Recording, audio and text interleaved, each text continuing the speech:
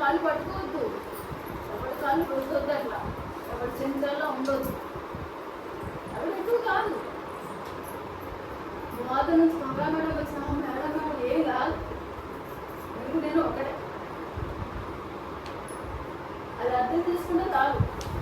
ఎవరు గొప్ప వాళ్ళు ఏం లేరబ్బా, నువ్వేదో నేను అదే, నేనేదో కమ్మాలి అంతే. సర్వము ఒకటే. ఒకే మూల నుంచి వచ్చాము మనము, ఒకే మూల నుంచి వచ్చాము, ఒకే శక్తివంతులము. నీకెంత ఉందో నాకు అది ఎక్కింది అంటే నువ్వు ఎక్కుతావు అంతే, ఇంకేం లేదు. అక్కడ ఏంటంటే మనకి కొత్తగా వచ్చామో లేకపోతే కొన్ని విషయాలు తెలియదు. వీటి వల్ల ఏంటంటే సీనియర్ మట్టలు సగం తెలిసేమో, లేకపోతే బక్రీజ్ దగ్గర బాగా తిరిగాడు కాబట్టి నీకు తెలిసేమో. ఉండదు అట్లా. పప్పులో గరిటగా ఉంటుంది, తెలుస్తుందా? రుచిగా తెలుస్తుందా?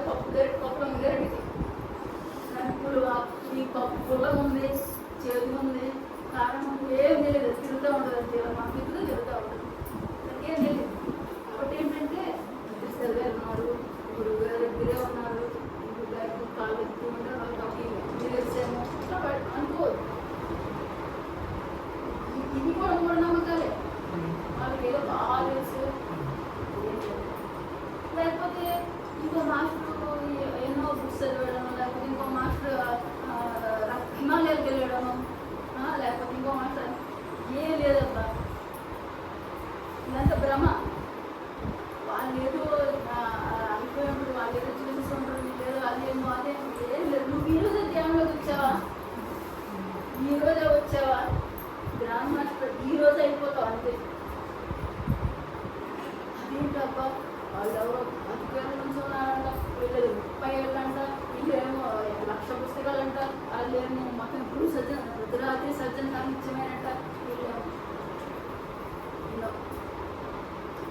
ఈరోజు ఇప్పుడు ధ్యానంలోకి వస్తే క్షణమే గ్రాండ్ మాస్టర్ అవ్వడానికి నీకు ఛాన్సెస్ 100% ఉంది. ఏంటి అంటే మీరు ఈ భ్రమం నుంచి బయటపడాలి.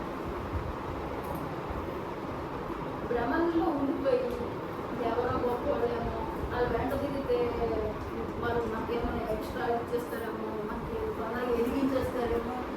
ఎవరు ఎవరిని ఎదిగించలేరు, ఎవరు ఎవరిని హీల్ చేయలేరు. నిన్ను హీల్ చేయాలంటే నీ లోపల హీల్ చేయాలి.